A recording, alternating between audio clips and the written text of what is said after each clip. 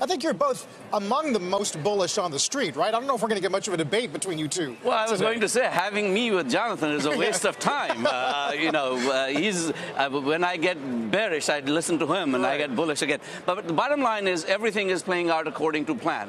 The second half uplift that we are looking for, I think you're seeing the green shoots or green sprouts, as Fred Smith of FedEx would say, yes. all over, and policy remains supportive. So as long as that plays out, I think the markets are looking pretty good. Jonathan, you recently, I think, trimmed your earnings for the year, right, but lifted your target.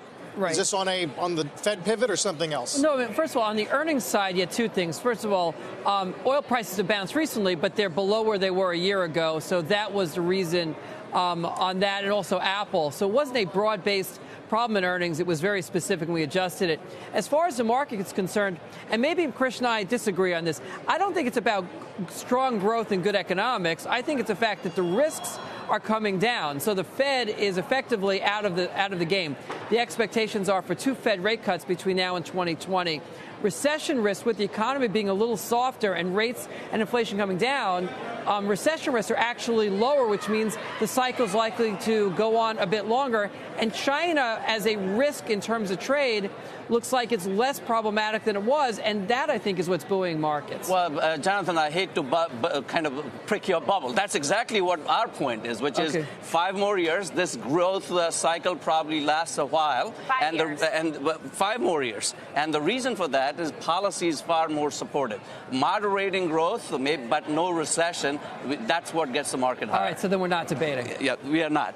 So if you look at what's performed the best year to date in terms of equities, it's been tech stocks, it's been industrials, it's been some of these cyclicals. Are those still the places for investors to be paying attention to, or should they rotate to something else? Well, yes, I at least in my judgment, that's still the place to be. Cyclicals is where you want to be. I think, as I said before, the second half of the year from a growth perspective looks much better. In a kind of a trend growth rate environment, companies that can deliver significantly better top line and earnings growth, that's where the market's going to go, and that's why I think those are the sectors to focus on. I've a little bit different take. If you take a look at what investors consider tech, which would include things like the Googles and the Amazons, and some of these are not formally defined by tech. It's really been semis and tech hardware that's been leading the markets, which look more like an industrial sector. So I think that as volatility has come down, it's been a cyclical trade.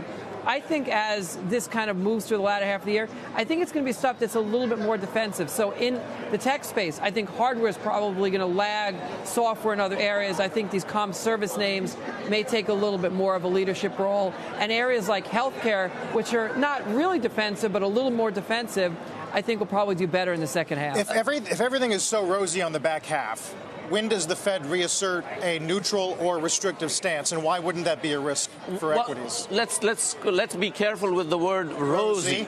Yeah, what we are talking about is getting back to the trend growth rate of 2%. That's not an environment where the Fed necessarily has to tighten, especially if inflation remains as controlled as it is today. So you're talking soft landing in a sense. Oh, absolutely. I think that's what as are you? Yeah, I am, and I think that's really the key story here. And I think that when I go into a meeting and people are optimistic, they're saying maybe we can keep this. Last year we had 2.9 GDP, and there's lots of folks who are saying we're going to keep that, we're going to hit 3%. And I think that's wrong. I think that we are slowing, but the key is not towards recession, towards something which is kind of more tepid, and that's going to cause the cycle to extend, and that's extremely healthy, as opposed to what people want, which is this fast growth, which is going to burn itself out. How much does all of this hinge on trade talks, either with China or with the EU?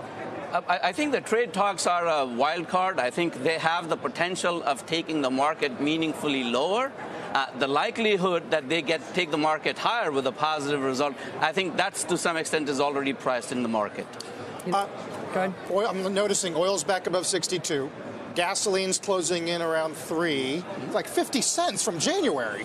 I mean, when do we start worrying about that? Yeah. Well, so, when the last time oil prices crashed, we never got that bonus that we were looking for in growth. And I think it's the same thing on the upside for oil prices as well. It basically comes out of savings far more than it comes out of consumption. Which is abnormally high already, yes, right? Exactly. It'll come out of savings, but not by consumption getting cut. But if you look at the S&P 500, not the economy, it's actually reasonably oil price sensitive to the upside because you have a lot of big oil companies. And as a matter of fact, if you look at the S&P compared to non-U.S. stocks, they actually have more of these drilling kind of names, exploration names, that actually do better when oil prices are higher. So oil prices being up, unless it's really disruptive, which it's not, is probably a positive not only for stocks, but also positive for the S&P over equities on a global basis. I go back to my earlier question. How much of that hinges on these China trade talks?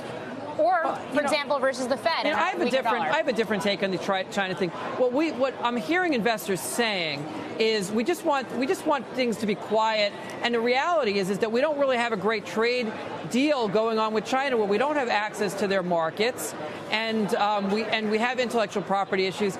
It may be better for the markets over the long run for us to fight this fight harder, see a little bit more volatility in the near term, and end up with something better. But everybody seems to want that to magically go away and just to walk away from the fight. I think we're going to, and I think it'll be a mistake. I think while that is a good thought, but that's not going to happen. And the reason it's not going to happen is because in a slow growth environment, neither side wants to take significant amount of risk. Not to mention we have an election coming up exactly. in 16 months or whatever. Exactly. But so what it'll lead to is a continuous engagement on the trade front. The trade issue is not going away because we have a small trade deal. It's something that'll be coming back to us all over again. Yeah, but just one, last thought on this. When the president said there's a red line, and if China doesn't give us what we want by March, we're going to have this big escalation, and they walked away from it, the market basically took this as this issue is off the table, and you're exactly right. I think that it's not that these discussions aren't going to continue, but in terms of a downside risk to market, I think it's minimal. As far as China's concerned, to me the big question is, are they going, because of economic weakness, are they going to do some kind of a larger stimulus plan which would change the tone of the market towards being more pro-cyclical? I don't think so, but that would, to me, be the big China question, not trade.